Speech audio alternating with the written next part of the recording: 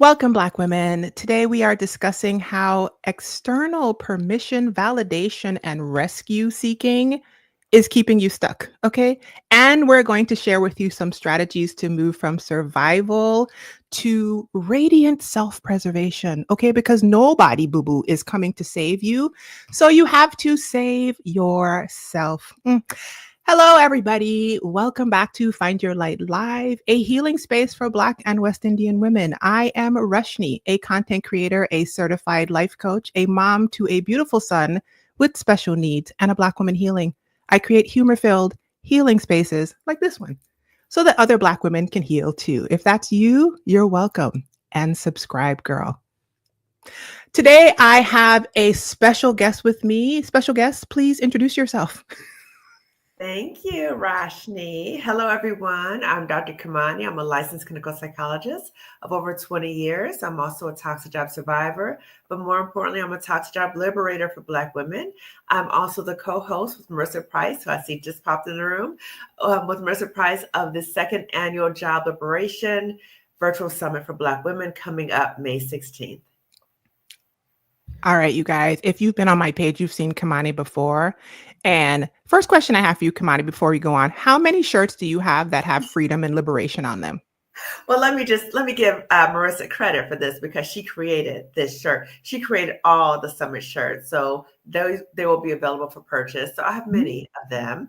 I have different versions of liberation. I have different versions of Black women whom I respect, Dr. Maya Angelou, Fannie Lou Hamer. Anything that talks about freedom, I'm going to buy it because I want to remind myself of how I am liberating myself still liberating myself, but I also have a mission to liberate as many Black women as I can. So I love liberation. That's one of my favorite words. Marissa says she got hers on too. Y'all didn't give me the memo. I'm wearing strawberry shortcake. Okay, sweeter every day, which is how, listen, my liberation looks like childlike play. Okay, so I feel like I'm fully in line. Amen. All right. Yes. Okay, you guys, I am live on YouTube and Facebook. If you are watching live in the chat, drop a pineapple emoji and tell me where in the world you are watching from. Today, we are talking about don't save her. She don't want to be saved. Nobody's coming to save you. Okay. And let me tell you guys how I came up with this topic and dragged Dr. Kimani here to chat with me. I was thinking about how my 20s were learned helplessness, right? My 20s were me thinking that the lot I had chosen and the path I was on, whatever the outcome was, I was stuck, right? I had no oars in the water. I kind of was checking boxes. I heard Michelle Obama say that recently on the Diary of a CEO podcast. I was told the direction to go in, right? You get your education, you graduate from high school, you get an undergrad, you get a grad. I kept starting grads, but at that point, the inner child started booking up, Dr. Kimani, and I started so many graduate degrees and never finished. That's when the inner child really started wilding out. But like, what are we doing here? The undergrad. Yes. You get your good corporate job. Okay. With the good insurance. I had the brand new apartment, literally the first person to live in my apartment building. I had the Saab, just like Michelle Obama. Okay. It had the license plate that said SNAAB, SNAAB on it. Wow. I had my Carnegie Mellon sticker on the side, like all of the requirements for Black excellence and conveyor belt. Okay. And I was miserable. Yeah, dying inside. I was dying inside. I was being cussed out at a job. I was crying in the parking lot. Okay. I had all the trappings. I was all of 20 or 21. I think I was 21. Ooh. And I remember sitting there thinking, I did it. What now? And I was miserable. Yeah. And I spent years after that, Dr. Kimani, thinking, well, this is my lot in life. And this is where I am. Yeah. And disillusioned that you have worked so hard to get there. And I think many of us get to that point. But did I work this hard for this? Hello. There has to be something better than this. Yeah. Girl, I was 21 and I remember literally where I was. I was in the parking lot of a grocery store near my apartment complex in a Mm, predominantly white and not exactly friendly to Black people neighborhood, but I didn't know that back then because I had just moved to St. Louis. And I mhm, remember sitting there, not only thinking that I was pretending to be an adult, and when everybody found out that I was still a child in my brain, they were going to like come get me. I also remember clearly thinking, I did it. mm. What now? And Right. then I did nothing after that. Okay. So this conversation is because sometimes I make videos for a previous version of me because I want the previous version of me, somebody who's living through that right now, to Mhm, understand that there's a different choice. So mhm, I pulled up a very old topic that I had talked about in coaching a long time ago about the concept of learned helplessness. And I mm. wanted to frame this conversation to speak to somebody who recognizes what I went through and give them vocabulary and wording for it. Of course, Mhm. bring in Dr. Kimani because she went to school for real, for real. Okay. I just be reading research. Don't laugh at me, Dr. Kimani. I be reading research studies. Okay. And we are going to defibrillate somebody to their liberated self. So, first of all, I want to say this too. There are systems. This is something I realize now looking back. And I want you to talk to this, Dr. Kamani. Mhm, There are systems, right, mhm, that mhm. are designed to like mess with our individual well-being. Right. Can you talk a little bit about that? And especially on job systems, but just in Yeah. general, I thought it was me. I look back and I realize the thing wasn't set up for my success. No, no. The system is set up to benefit the system. So at any cost. So when we think about racism, sexism, exploitation of labor, all these systems are put in place. And we think about, even though we're so-called post-slavery, so-called post-colonization, those things are still happening in different ways. So we're still seeing that. So as we go into, let's say, the workplace, there's still an expectation that you come in and we're going to extract from you. We're going to exploit your labor. So as you come in, you might be coming in thinking, okay, I work really hard. I got these degrees. I got these credentials. I'm here to do this certain thing. They're coming in to exploit your labor, right? And we have to be mindful as Black women that we don't turn over our identity to, well, why is this job not fulfilling me? Why do I not feel this way now that I have this job? Because now you're turning over your identity to the job that's trying to exploit you. That's the first thing. The second thing is when we're in these environments and we perform at a very high level, Mhm. because when we get jobs, we are the top of the top of the top because they're not going to hire us if we're mediocre at best, even though these people in government right now, less than mediocre at best. But for us, we have to be up and above. So we get these jobs, we're thinking that, oh, this is going to be great. I'm going to, show my brilliance and they're going to reward me. And that's not going to happen because when you're in the work environment, the issues of racism and sexism are happening. And so you showing your brilliance, even though they hired you for that, you showing your brilliance is intimidating to them. So they will do whatever they can to put you in your place. So they will do those little things, little microaggressions, throwing you under the bus, questioning your authority, questioning your competence, all those things. Now you start gaslighting yourself and you're thinking, why does this keep happening? So now you're logically trying to understand, why do these things keep happening? Why do these keep happening? So then you start self-gaslighting yourself. When you continually have these experiences, that can contribute to that sense of learned helplessness. There's nothing that I can do to make it better. And that's the thing. No, there is not, because you are not the main issue that's causing the problem. Okay. Now, I do want to be mindful. We do need to self assess. I'm not going to say we don't need to do that. We need to self assess. But if you're able to self assess, you've been able to reality test with somebody outside your job, and they're able to say, girl, no, that's a job, that's not you. I see you're trying to do all these different things.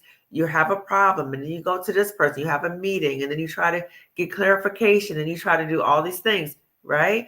The learned helplessness sets in because you feel like no matter what you do, you can't make the situation better. And I want to refer to one of my dear friends, Colette Elizabeth, who said that when you're in the workplace and you recognize three qualities within people: incompetence, Mhm. insecurity, and immaturity. right?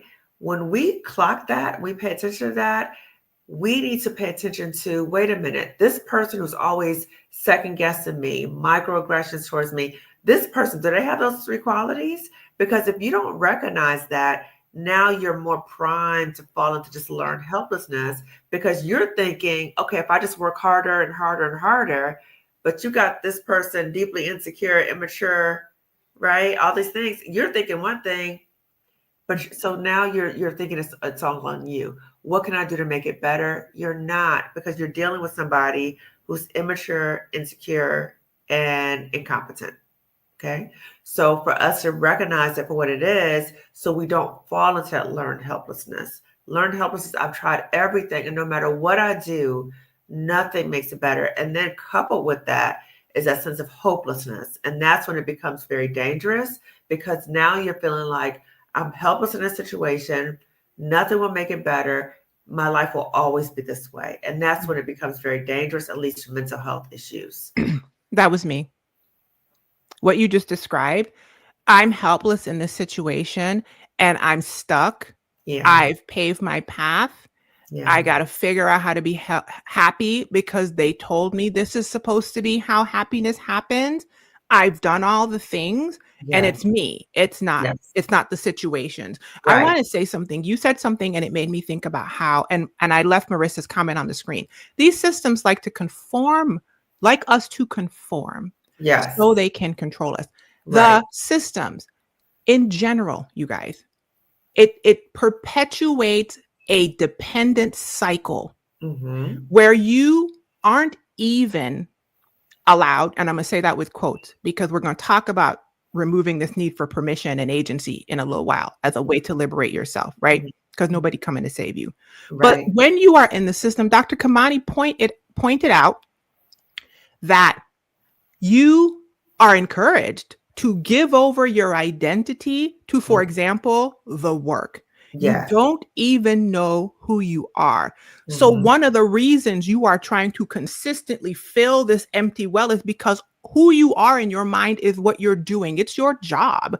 Your Mm-hmm. job is your identity. And Right. so, when they demean, you can't trust a more strong sense of self, authentic sense of self, because you have no authentic sense of self. They've sucked you dry. Like, True. like Marissa said, the system makes you conform. And Yeah. I They find have that your one soul. They have your go soul. exactly. Right? And Yes. when a person thinks that their job is who they are, Mm-hmm. what Mm-hmm. they do is who they are, what Mm-hmm. they are contributing is who they are. Mm-hmm. They have been taught to think that by the Yes. system that needs to extract that from them. If you Exactly. can't answer the question of who are you without answering what you do, Black Mm-hmm. woman, okay? Mm-hmm. And I'm not saying this to be judgy. I'm saying this because this was me. If Yeah. I was talking to me back in the day, I would have said, Rushni, if you can't answer who you are without saying business analyst Mm. or whatever contribution, you Mm-hmm. have allowed yourself to Mm-hmm. be a tool in a system. And the only thing it's going to do is take from you, extract from you. You are the capital in the capitalism. It's Exactly. taking from you. So Yes. we'll talk about the remedy to that, but I want anybody who recognizes that consciousness of all I know is the roles that I play in other people's life. Even who are you? A mom, a sister, a cousin, a deacon, a pastor. You know what I mean? Those Mm-hmm. are roles that you play in other people's lives.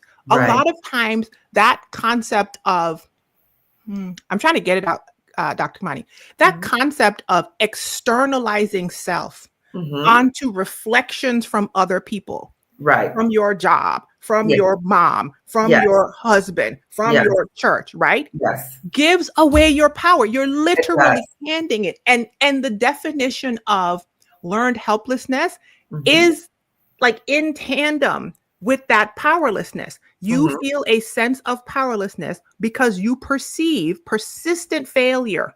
Mm-hmm. And so you don't even try anymore. Right. And this was me.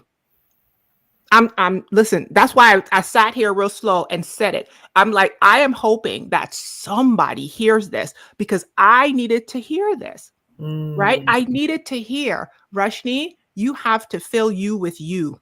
right.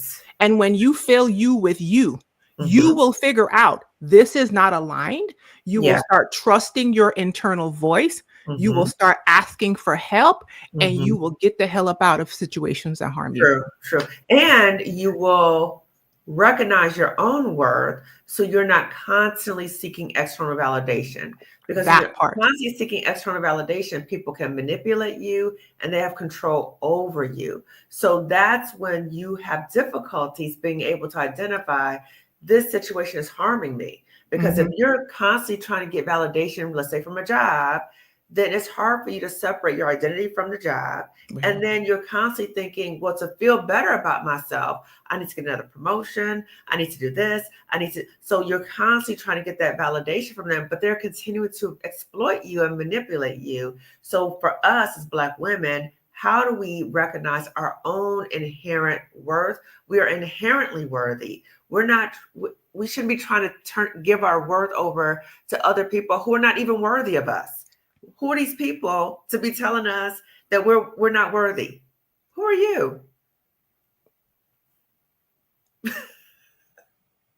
I put down a list of things that looked like learned helplessness to me, things that kept me stuck, what it looks like. Because, people hear terms and they really don't know what you're talking about. Mhm, So when I was in this stuck space, when I didn't know who I was, when the mhm, systems were working as intended, mm. when the Yeah, systems, you guys, were working as intended, Black woman, listen, okay? I would not ask for help because the system told me I had to know it all myself and figure it out, which is wild work when you think about it. right. When you think about, I don't know if it's perimenopause or what, Dr. Kamani, but the Mhm, clarity that I have now and the grace I have for the younger version of me that believed that I had to pull myself up by my own bootstraps, which is an impossible thing to do. right. Meanwhile, all the people that was telling me that they didn't pull themselves up from their own bootstraps. How about Girl, that? How about that? I Right, wouldn't ask for help. I was doing it all by myself. I right. was constantly going inward for the reason why things were failing with Mhm, my job. What could I mhm, fix with mhm. the place out, like the I must life? be the What problem. could I? It's me. It's always me. I had Yeah, no motivation. yeah. I was diagnosed with depression and anxiety. I Mhm, literally started thinking it's gonna fail. mm. Everything I tried, I thought it's gonna fail, not realizing that the system I was in. Because now on this side, when I Mhm. touch stuff, they turn to gold. It turns to Right, pineapples. Okay. right, right. Um, and I stopped trying. That's the thing. I remember I had a therapist. That poor man. He was so tired of me. He was like, "You keep stopping." I just gave up, and I Mm, just sat there, and I just decided this was my lot, and mm, nothing was going to help me get out of the frustration because I was the problem, because I yeah, had listened to all the messages, yeah.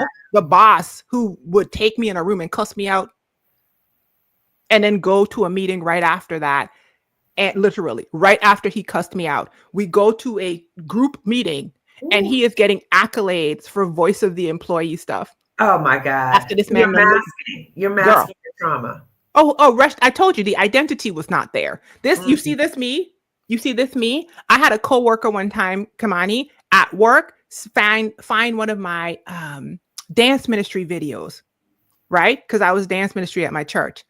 And dance is my first language. Dance is my primary expression. If you've never danced with me, you've never really spoken. Kamani had me dancing in the streets in California. Okay, so Kamani and I have actually had this is a secondary conversation with words.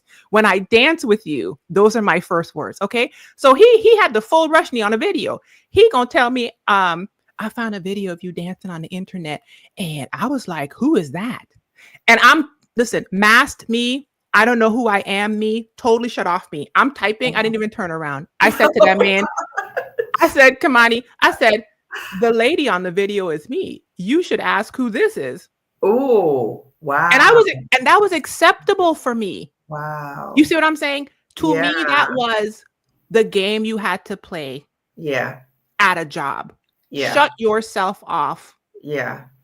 Yeah. all day. I know. This is me devoid of my soul. This is a shell of myself as I'm right here. But I also want to go back to something else you talked about, Rashni, was, when you were at the job and thinking it's all me, what's wrong with me?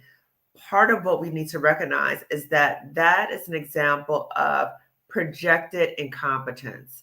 So Mm, in the job, people, again, deeply incompetent people, and they project that onto us that we're the problem. So what we do often is, because we're like, wait, it can't be, it must be us, it must be me. So then you're internalizing that, wait, it is me, which then fuels again that learned helplessness. So let us recognize that when we start feeling that way, look at the source of the data. So quoting you, check the tree before you pick the fruit, right? So if these people are saying these things about you, check the data. Who are these people? What are their skills and qualifications? Like, are they even qualified to even give you this feedback? And is the feedback constructive, or is it a way to kind of put you in your place, or a way to demean you, right? There's one thing about constructive feedback, but there's another one in terms of the microaggressions and throwing you under the bus that so many of us experience in the workplace. listen, how you think I come up with check the tree before you pick the fruit, Kimani? I had to live. Like the old people say, I had to keep living. And Yes, I came to myself, like they say in the Bible. Okay, who was that? The prodigal son? He came to himself. I came to myself one day and was like, do I even want what these people who are giving me feedback have? right. And I think that was the beginning of a stronger sense of self that Yeah. eventually turned into oars in the water and a strong Mhm. sense of self-preservation, which we're going to talk about, saving yourself, okay? Save yourself. Because back in the day, I was waiting for someone to rescue me. Hmm. We are given women, not just black women, women in general, we are given this princess fantasy in Hmm. all the places. Hmm. Somebody is going to come save us from this thing that's happening to us and slay a Hmm. dragon in the process. And I was sitting there thinking, listen, fantasies of delusions of fantasies, okay? Just enduring horrible situations Hmm. and sitting there. Yeah. And one day, something I have to realize that it's probably some internal link to the divine. Some Mm. whisper from my inner child was like, but do you want what they have? Good And question. the boss that used to cuss me out, I remember looking at him and thinking, mm, wait a minute. What is that? Like, why, if I got where he is, do I want that? Right. The assessments that people are giving this person in this space, do I want that? Hmm. And I started to be like, huh, I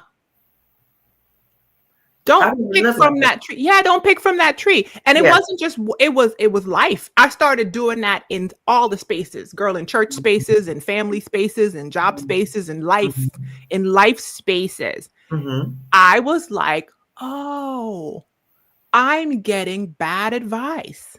I'm getting faulty feedback." Right.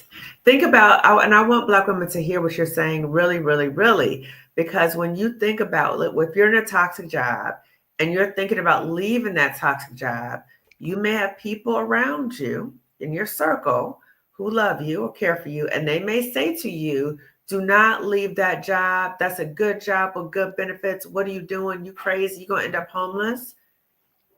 Look at their lives. Well, Okay. What source of the data, right? So are they miserable at their own jobs? Are they crying every day because of their job? So why would you listen to them? You have to think about what's best for me. That's one thing. The other thing, Rashni, as you were talking, I was thinking about, so I had like an aha moment. I was thinking about when I was at the toxic job, the way that people will save you showed up in a different way. So for me, and I've talked about this before, that I embraced it. I was Harriet Tubman at that job, right? I'm Harriet, I'm Harriet, I'm Harriet, right? I'm on an Underground Railroad, I'm doing these other things. Part of what I also did was I formed allegiances with other people, right? I thought that if I connected to certain people, high positions at the job, that they would be able to save me. They weren't able to. They weren't able to save me. Either they weren't able to because they didn't know how to save me, and or they were scared. Because when you're in these environments, There's so many dynamics that you are not aware of. So you might think it's one thing going on, but you don't know who's connected to who. You don't know about politics. You know about retaliation. So you might think, okay, I'm good with this person. They're gonna look out for me. They're gonna do that. No, they're not. They're not. So you're ultimately going to be out on your own. And so you have to prioritize, what do I need to do for myself to save myself? Nobody in this environment can save me. Which is a wonderful segue to stress responses. Okay. So a few weeks ago, I jumped on and did a video. I think I called it The Real Reason Why You're Stuck. And Mm-hmm. in that video, I introduced stress responses, right? Mm-hmm. Fight, flight, freeze, fawn, flop, tend, Mm-hmm. befriend. Okay. And I'm going to ask women that are watching right now, are you in survival mode? Mm-hmm. Okay.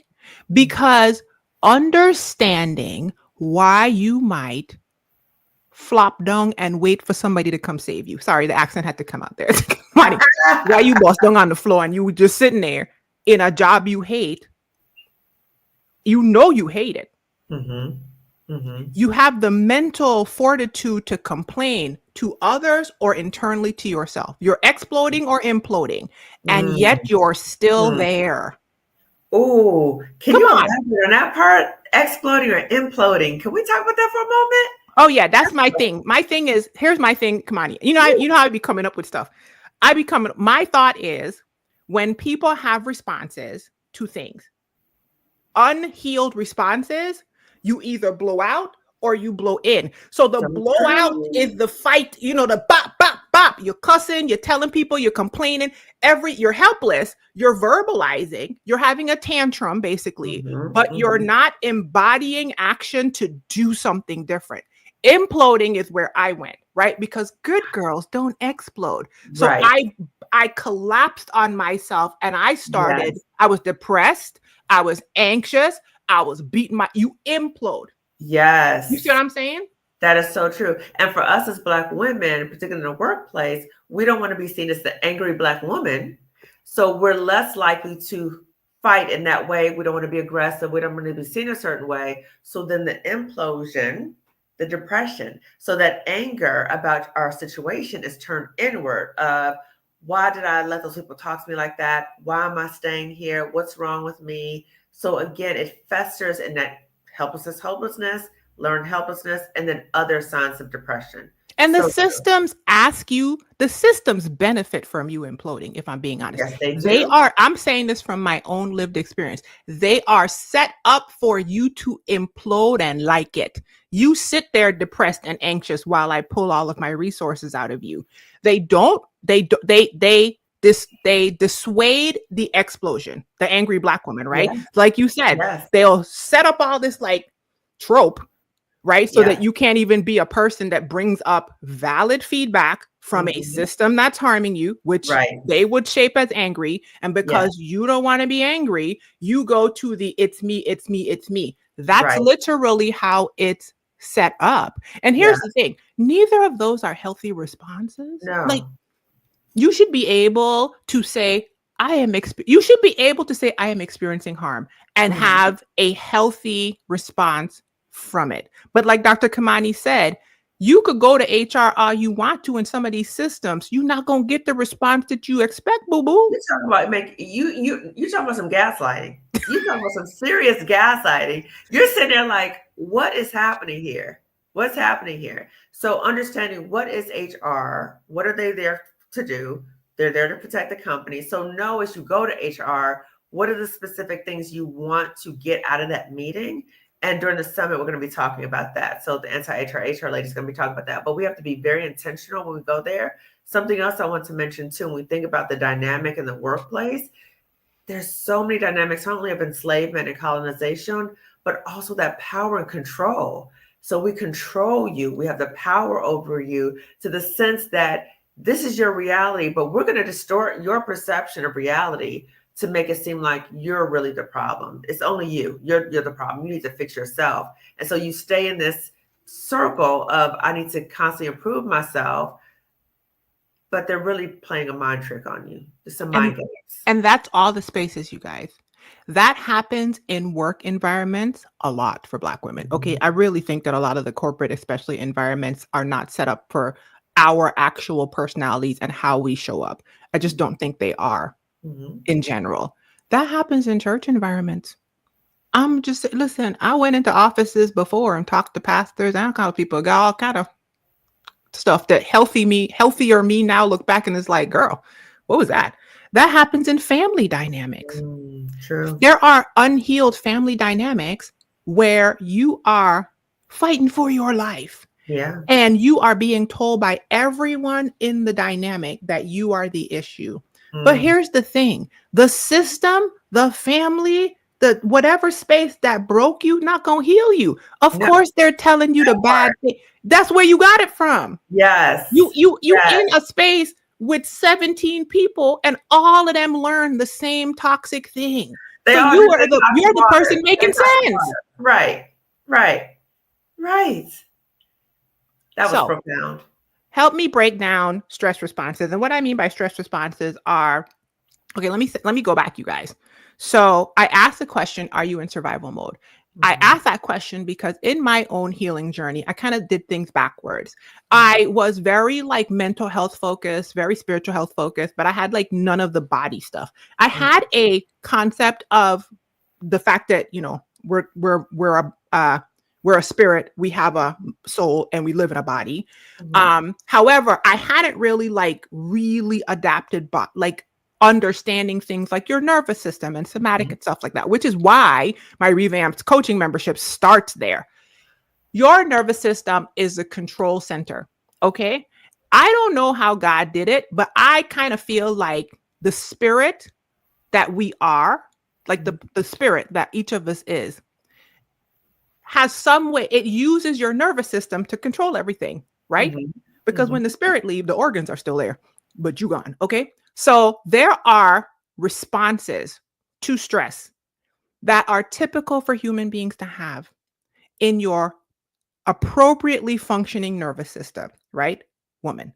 It means that when you have a traumatic and or stressful thing occur to you in any space growing up, typically we pick up some stress responses growing up and then those stress responses perpetuate in our lives, right?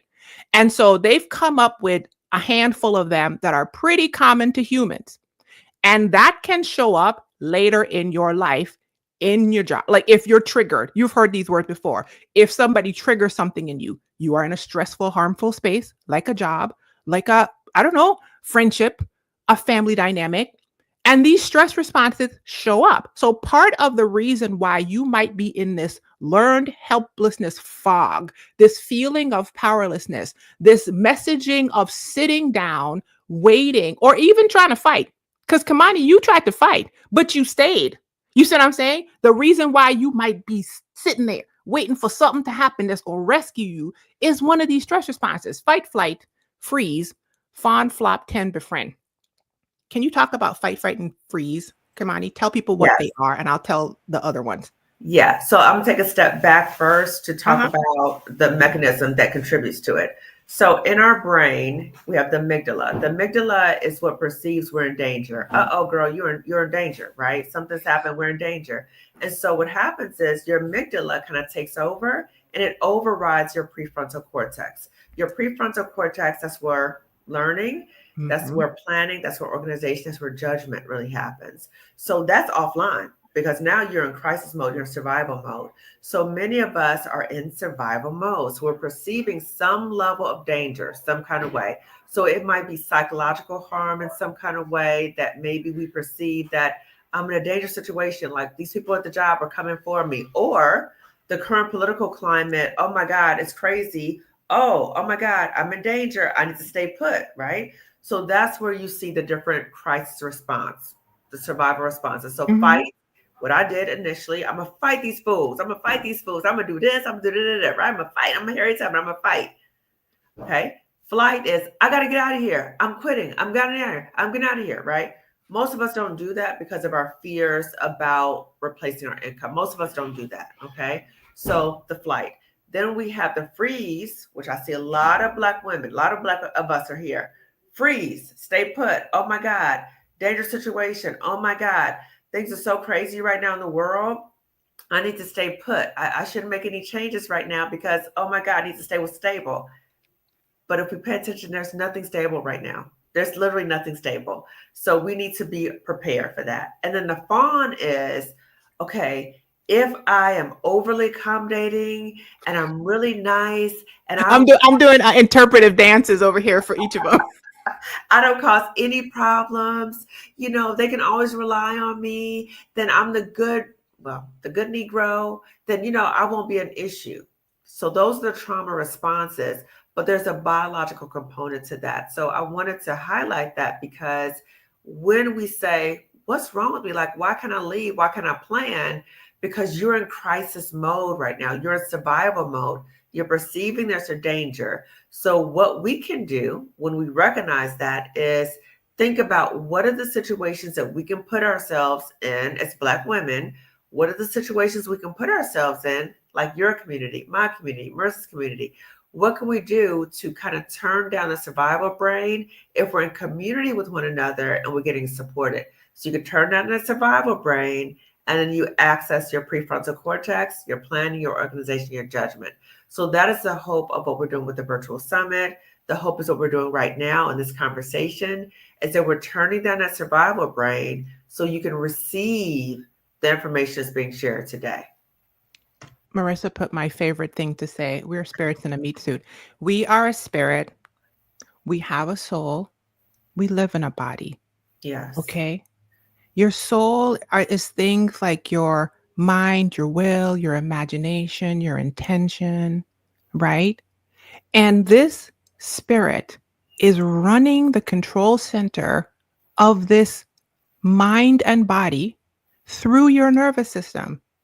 Your nervous system is your brain and your spinal cord. Okay, we're giving you a little situation here so you can understand this thing. Yes. And off the spinal cord, because I have a son with special needs who has a spinal cord injury. So listen, I know it real well. Okay, it shows up in his life daily. It shows up in my life daily.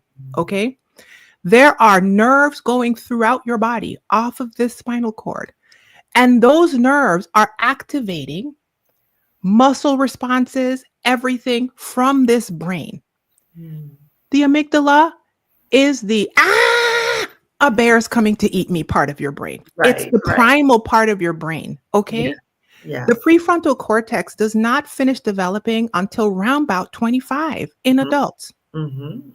If you have had persistent stress / crisis / trauma responses, I don't care what you call it. If your ish has been effed up and you've been running from a bear psychologically, okay, your whole life, you can easily activate amygdala first. Yes. Prefrontal cortex. And when your amygdala, the part of your brain, remember what I told you, that's running the show, activates, these two aren't working at the same time. You lose all your conscious planning, executive functioning capacity. So we are explaining that to you to dislodge this feeling of it's me, what's wrong with me? Why can everybody else? Boo-boo, your brain and body are working as intended. Yeah. It's telling you you are in danger. Yes. And now, go ahead. Reality, you are. You are being harmed. Okay. And one of the things I had to learn, I remember Marissa and I had went out to eat and I told her that my therapist had told me this. And both of us were like, my therapist was like, girl, you are dissociated out of your body when you are in harmful situations. That man said, I need you to come back to your body. The mind had left, girl. The body was sitting there. Wow. The mind had left. Why was I doing that? It was a coping mechanism I learned when it took me lots of therapy, but I'm giving y'all the shortcut. Kimani, I was talking about giving y'all the short. I'm going to give you the shortcut because if you listen to this and you hear this, you might be like, oh, that's me. I, as a child, could not leave psychologically harmful situations. In an effort to create safety, because that's what we are all doing. We all are just trying to create safety in the best way that we know how. I Mhm. came up with physically staying because I'm a child and I can't go, and Right. my mind would leave. I would dissociate. That Mhm. persists into adulthood. Mm. Imagine I'm at a job now and I am being harmed Mm. psychologically. Mhm. Nothing in my brain says to leave. But Right. this is what, listen, Marissa said it for me. My therapist said, Rashni, come back to your body, bring your mind back, drop into your body, pick Mm. up your body, and take your body with you. Wow. And when I tell you that thing changed everything, Wow. because when we are in harm's way, we're thinking somebody's coming to get us. Yeah. The somebody is you, boo boo. Yeah. The Yeah. somebody is you. Yeah. Can I add on to the biological component Mhm, that go ahead. when we perceive that we're in danger for a long time, a lot of times, most of the time, that chronic stress, it can create this perception that you're always in danger. So Mhm. you're always like looking behind you, like you can't relax. You're always like kind of primed for that. And now, whatever the situation was that was dangerous, that you perceived as dangerous, now it expands to other areas of your life. And then we have the hippocampus in our brain that locks in that memory that, Yep. now all these things are dangerous to us. And it may not really be. It may be the one thing, but now we've generalized it to other things. And so we go into this fight, flight, or freeze as like that's our way of responding anytime we feel that sensation that you're in danger. Yeah. And so let's start talking about the anecdotes to waiting to be validated, Hmm. right? Waiting to be externally validated, Yeah. waiting for external permission, Yeah. waiting for somebody outside you to rescue you. You hear all the outside of you, outside of you, outside of you, right? Let's start bringing it home. One thing, two things. I want to talk about two things. I want to talk about steps to get out of here, Mhm. get out of harmful situations. I'm going to say Yeah. those words because I needed to hear that back in the day.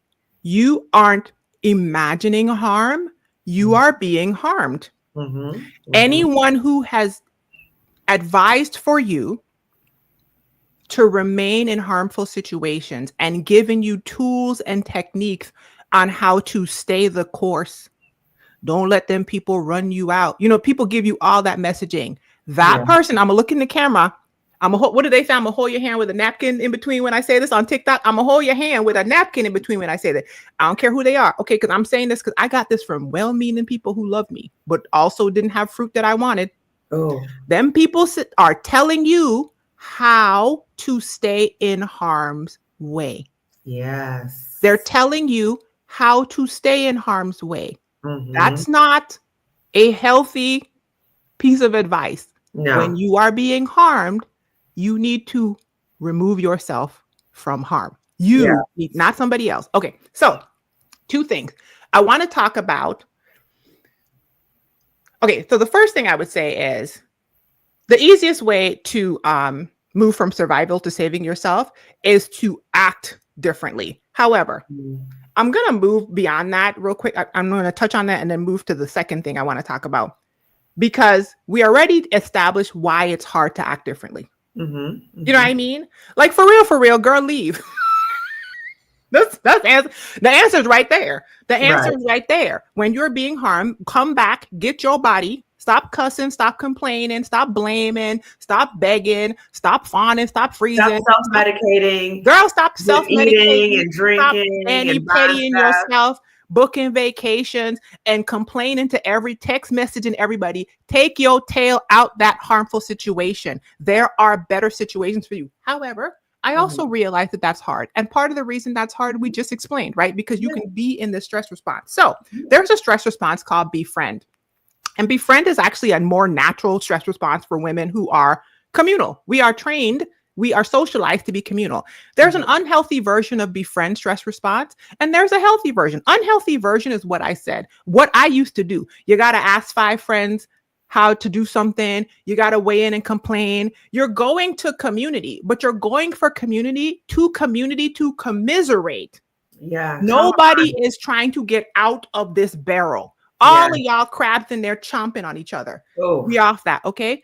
I want to talk with Dr. Kimani about a healthy stress response because in life there's going to be stress. I Right. can't promise you a life without stress. I wish I could, but the way that life been whooping my tail all up and down, girl, I'd be like, God, I want to get off the strongest soldier list. What is happening?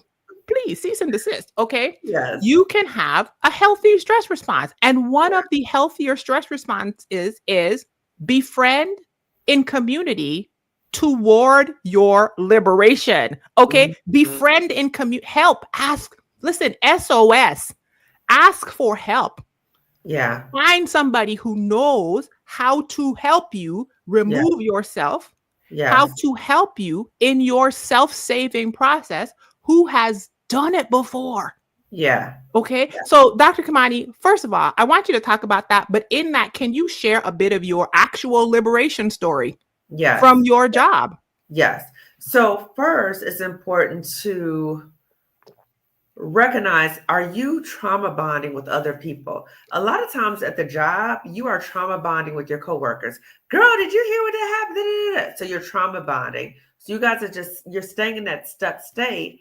And the other thing is that you may be seeking support from people who really cannot help you. So either people who are telling you to stay in an environment where you continue to be harmed, or they're in a similar situation, so they can't even see something different. So like, girl, we all in this together. Girl, like, so you just kind of stand in the state together. So that's not healthy. You need to be in community with other people, particularly other Black women, who can pour into you, and they can see where you're trying to go, and they can actually help you. So you see social proof, right? They've already made changes in their lives, and they're going in that direction, and they're pouring into you. Okay. Now there might be people who are moving in the right direction, but they don't want to pour into you. Those aren't the people in your circle either. Okay. So when I was at the toxic job, I made all the mistakes. And that's why I talk about it so openly on YouTube, because I don't want Black women to fall in the same mistakes I did. I was venting with coworkers. Okay. I was sharing things with people about my perspectives about things, and not picking up on the red flags. The red flags of, is this person really supportive of me? Or is this person engaging in behaviors that kind of make you side-eyed, right? So are they, if I'm saying something, kind of shooting me down, or are they dismissing what I'm saying? And so from there, I had to say, okay, wait a minute. These are people I cannot trust. So I had to check my circle. So as all those things started happening to me at that toxic job, and people saw what was happening to me, I had to pay attention to who is really supporting me right now. There were many, many, many people, many Black women also, who saw what happened to me, and they were silenced. They were silent for different reasons. One, retaliation, because they saw I was being retaliated against, and they didn't want no parts of that. They were scared, like, uh-oh, I feel you, but I don't know what to do. So they just kind of fell back. But there were other Black women who did support me, who checked in with me. How you doing? And I had some really good sister friends who told me the truth. When I didn't want to hear it, they told me the truth. So they lovingly called me in. So I was talking about ways that I was trying to prove to these people at the job how worthy I was and what I was doing, and blah, blah, blah. My good sister friends pulled me in because they were still at the job, or they had left the job, but they knew the key players. And they said, stop trying to prove yourself to these people who are not worthy of you. You have to leave this job. Okay. Just like you said, Rashni, like, girl, if it's dangerous, just go. Well, I knew that logically, but I was so invested in the work and the mission, fighting these people, that was not conceivable to me, right? And the fear about how I was going to replace my income. But Mhm. these good sister friends were like, girl, you got to go. You got to figure out what to do. And they also share with me about resources to help me get out. So Black women business coaches, and I started working with them so I can get my exit plan together.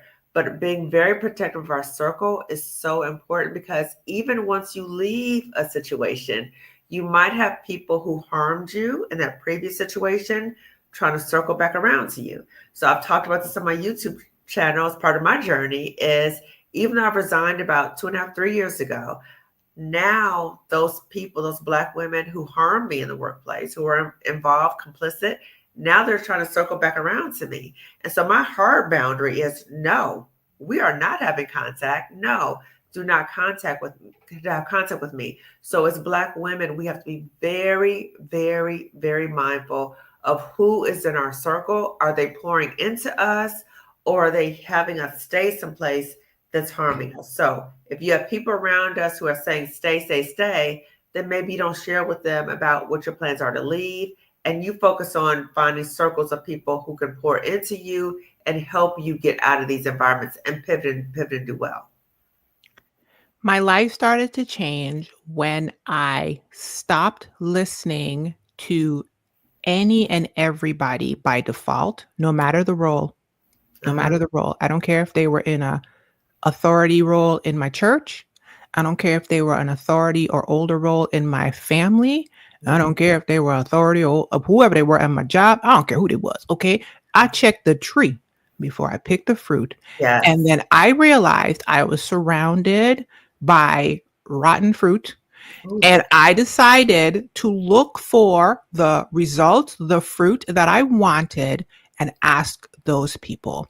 I yeah. became a seeker, and I started working with Black women business coaches and Black women therapists. And Mhm. I started looking for the thing I wanted. I Yeah. stopped.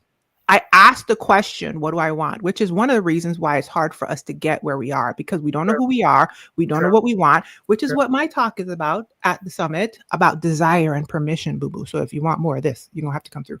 Um, we don't know what we want. And therefore, we cannot aim ourselves in the direction to get it. Mhm. Right. And Mhm. my life began to change Mhm. when I understood the balance between my individual action, right, and collective community support. Mhm. I realized I was in control of, I'm driving this thing. Yeah. I'm not waiting for anybody to save me. I will save myself. But I Yeah. didn't know what to do, right, Dr. Kimani? So the Yeah. next action I took on my own was to seek out those that did. And Yes. it started to change everything. Yeah. You know what else I just realized? Mhm. It was hard to ask for help because I was told I was supposed to know it all. I was Mm. supposed to be able to do everything without assistance, which, if Mm. I'm being honest, is fruit off the slavery tree. I don't know what kind of stripness that is. It is. Now I look back, I'm like, who? That is part of the messaging that harms us. And True. so there was a shame response to me, to Yeah. admitting that I didn't know what I was doing, or I didn't know how to. When I worked on my self soothing and my Mhm. nervous system and realized it's okay to ask for help, I Yes. realized that there was an abundance of resources out here Yeah. to give me what I did not get Yeah. in my like growing up family of origin, to Yeah. liberate myself from harmful situations Yeah. and not just sit in them and Yeah. commiserate. See, that's part of the mental enslavement that we have to work through. So part of the mental enslavement is you thinking, oh, I should be able to handle this. What's wrong with me? All that kind of stuff. That ties into the strong Black woman trope that we are strong. We got this. Nothing hurts us. So if we do feel hurt, then there's some level of shame to even acknowledge that we're hurt. Well, I'm not going to let these people hurt me. I'm not going to let people run me out. I'm not going to let these people take me out. I'm not, right? So now you become so defended with that you're disconnected from, right, disassociate, you're disconnected from how you're really feeling and how you're Mhm. really impacting you, and that keeps you stuck. The other thing is sometimes when we're trauma bonding with other people, maybe in that environment or similar environment, what happens is that they will say things to us that reinforces the notion that all situations are like this, like Well, environments are toxic. So we just have to figure out ways, because we don't have the luxury to do anything else. We have to figure out ways to fight and make these things better. But the thing is this, if people are constantly telling you to fight, but there's not, like, what are we fighting for? That's why I always ask people, what are we fighting for? Right? What are we trying to win? And at what cost? At what cost? And who's ultimately going to win? Because if you're in toxic systems, the system will protect itself. So you are not going to change a whole system. You have to think about saving yourself as a priority over trying to change a whole system. You're not going to change a whole system. my So question, Kamani, is who have you seen that has won? no, nobody, That's what I would ask. I would nobody. ask, tell me who you see that has won. And if they won, do you want what they have? And what was the cost? Well, What was the cost? how much of them did they have to break off or anesthetize or not be authentic in to gain that thing, right? You might be looking for something that you have to take the individual action and agency to create, and you can come alongside people who are further along than you. Okay. Which is what I wanted to talk about. So, the first step to getting out of survival mode and waiting for somebody to come rescue you, but that's the other thing. They'll tell you that the only way to get out, you got to stay in there and you got to fight. You got to Right, stay in there and you got to hide. You got to right, stay in there and you got to caretake. You got to stay right, in there and like you got to stay in there. You just got to stay still, freeze, right? You got to right, stay in there. But here's the thing, what if you don't have to stay in there? Step right. one to getting out of something is to leave. I I Exactly. was saying, I think there was a video one time where I think I started the video and I was just like, I'm about to give y'all steps on how to, like, deal with this situation. But I Mhm. just want to be clear. The first thing you do is choose not to deal with it and leave. Yeah. But if you don't leave, here's the steps. I was like, but I always want to be clear. The first thing is leave. And if you don't know how to leave, ask somebody else. Right. And identify what is making you think that you can't leave, right? Well, Because the thing is this, we can have all the resources available, but if you have some blockages to mhm. even accessing it, you're not going to access it.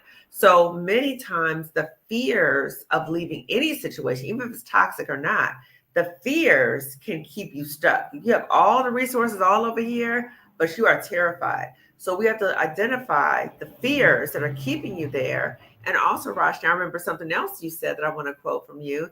You said, fear is not a stop sign. Fear is a gate that we walk through, right? So we know the fear is there. So what are the things that you need to do is first identify, yes, I'm fearful, and normalize it. I have every right to feel fearful, yet I'm not going to let the fear take over and keep me in this crisis response mode, right? So what are the things you need to put in place in your life so you can walk through the fear? So maybe be in a community, so there's other people walking with you, a coach walking with you through the fear, so you can access those resources and leave out of that toxic environment. Yeah, fear is an indication that information is missing. And we as Black women are often so disconnected from self. We talked about that before, so that we can be extracted from that. We are not employing the divinely given emotions that are indicators on the dashboard of your life, boo boo.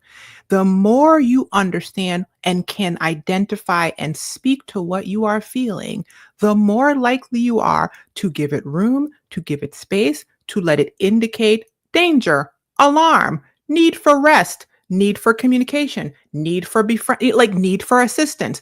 So we are so anesthetized, like, to this thing that when we feel that we just stop. We stop.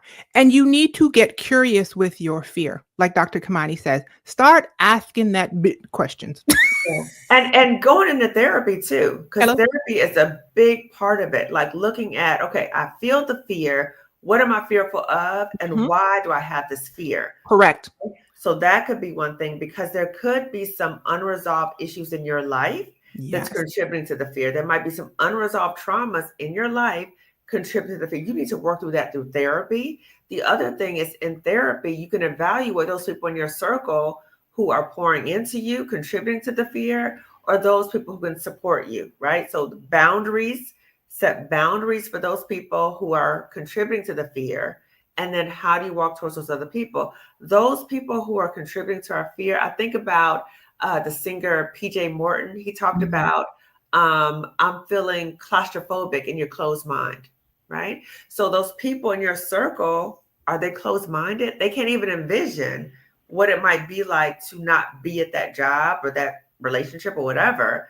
So maybe those are not the people that you want to share everything with. You have boundaries with those people. So that's what Build that's so important. building and understand a small, incremental, and increasing experience of self-trust.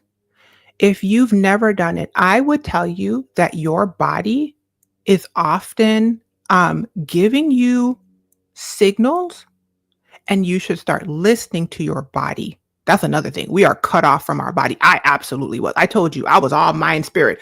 And the fact that I had tension in my neck and like all of this, that like nausea, I just, oh, that's normal.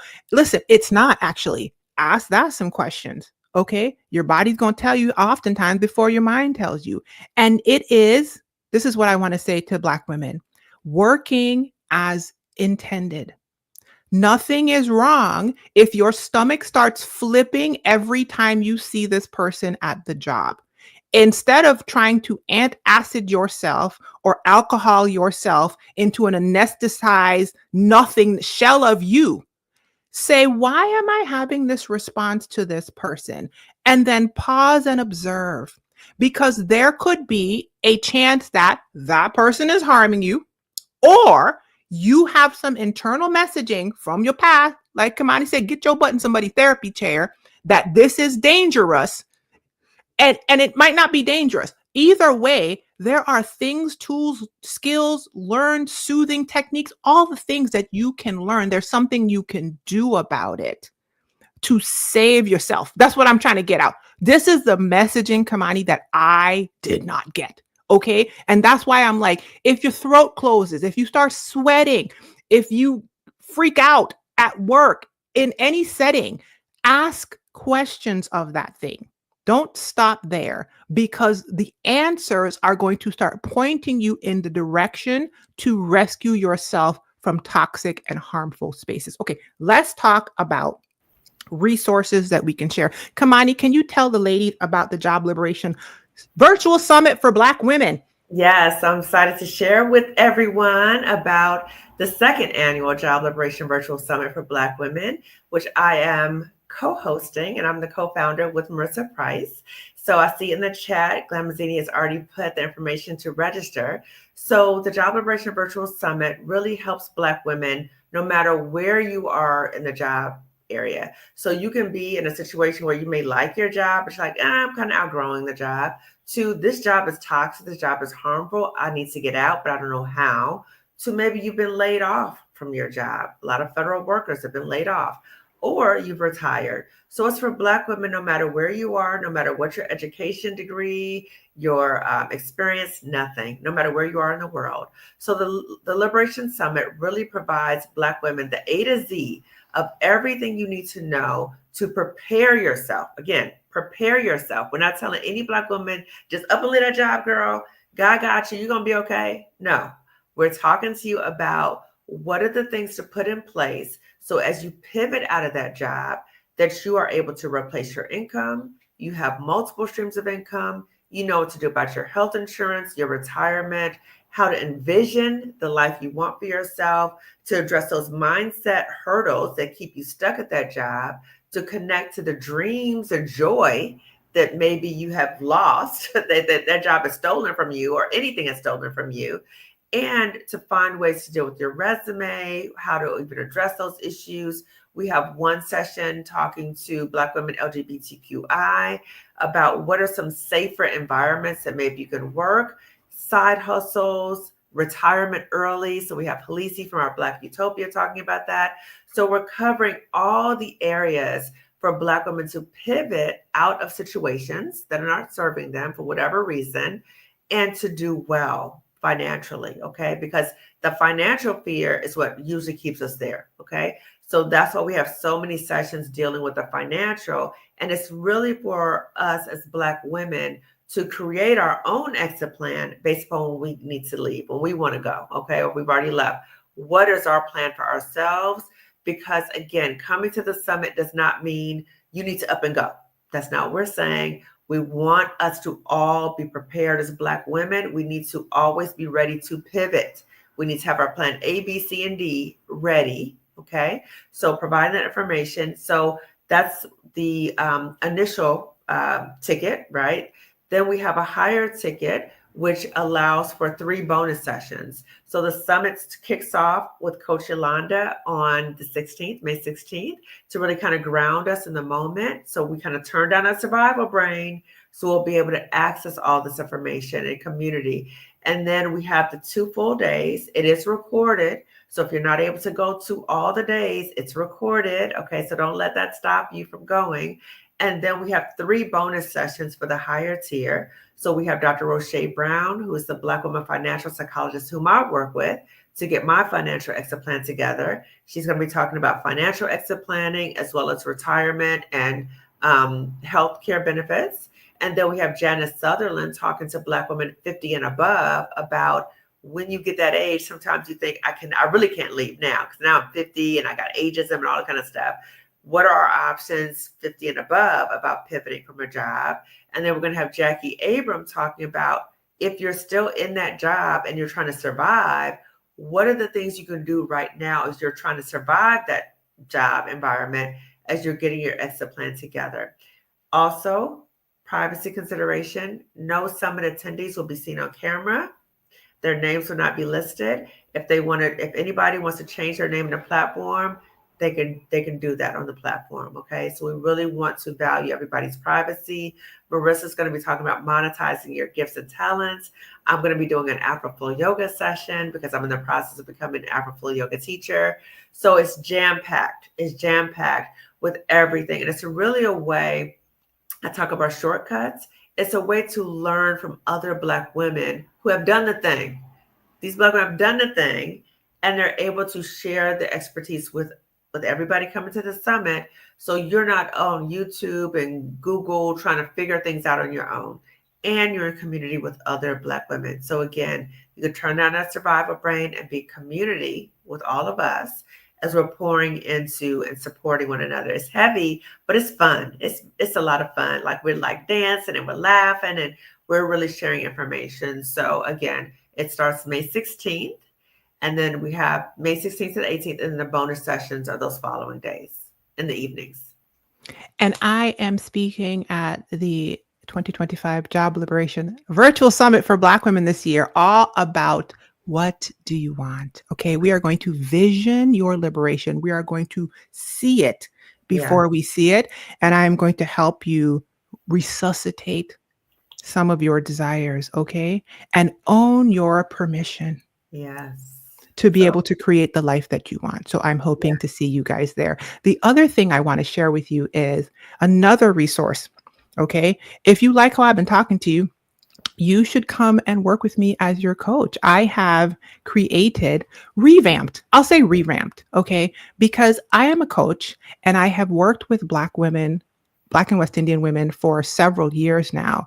And like I said, I've learned a lot about how to heal, right? I always say I'm a Black woman healing, and people are like, what is that? Okay. And in my mind, healing is a return to self. A lot of what you guys hear me sharing on my platforms is birthed out of all kinds of good stuff, but also just my own journey, and not just my own personal healing journey, and transforming from this helpless, hopeless, permission needing, validation needing, stuck, depressed, anxiety, right? To like a joyous, happy pineapple. Okay. Y'all are like, how are you doing it, Reshni? I put it together in a coaching membership for you. If you want to work with me as your coach, come to thepineapplecrowns.com and join my coaching membership for Black and West Indian women. It is called How to Heal. And I've put together a framework that I feel is a concise way of really putting you on a good path. It's what I wish I had when I was like 19.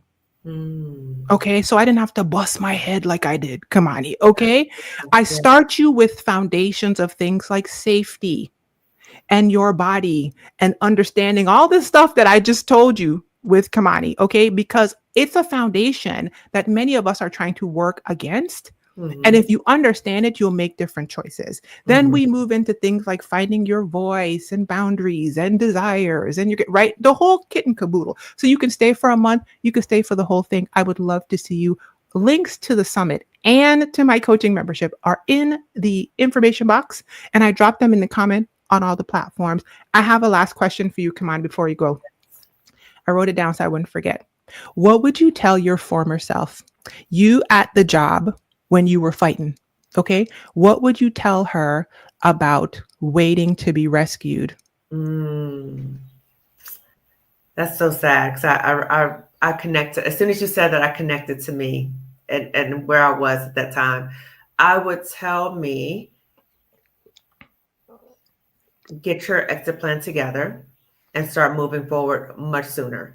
It took me years to get the exit plan together. It was like kind of the thought, and then, but I was like, no, I'm still fighting. I would tell myself, get your exit plan together, work with your therapist to work through the fears about what's going on with you. I would tell myself, stop trying to fight these fools because you're not going to win. You're not going to win. The third thing I would tell myself is stop trying to form allegiances with people thinking that they're going to save me. Mm. They can't save me or they're not going to save me. Okay. So the main thing was to really prioritize working through those fears that I had about leaving and leaving much, much, much sooner. Much sooner. I would tell myself to go to therapy. Like if I were talking to a younger version of myself right now, I would say, Rushni, go to therapy because there's a lot of stuff under the hood that is affecting how you are behaving and moving in the world, and you are unaware of it, Yeah. right? And the second thing I would tell her is check the tree before you pick. Hey, I felt it before you pick the fruit. Yes. Okay. Absolutely. When you are assessing who to get counsel from, do you want what they have? If you don't want what they have, go look for somebody who has True. what you want True. and ask them. Yes. That combo, the therapy and community combo, Yes. unbeatable. Okay. And Yes. if you are young, or even if you're not, I don't care how old you are, okay, because it's never too late. Right. It's never too late to, like Kimani's shirt says, liberate yourself Yeah. from any situation, system, job, environment that you validly feel like you're being harmed in. That's what I Yes. would tell me. That's mic drop. Mic drop right That's there. a mic drop. Okay, you guys. Thanks for coming out. Thanks to Dr. Judy for holding it down with me last week. If you missed that, go back and check it out. Be well, you guys. Be encouraged. And as always, here's a sequin pineapple, okay? Because nobody told me to wear the Liberate shirt. I'm out here dressed like I'm in a crayon box, and y'all just But you look cute. You look cute. you know I keep it cute now.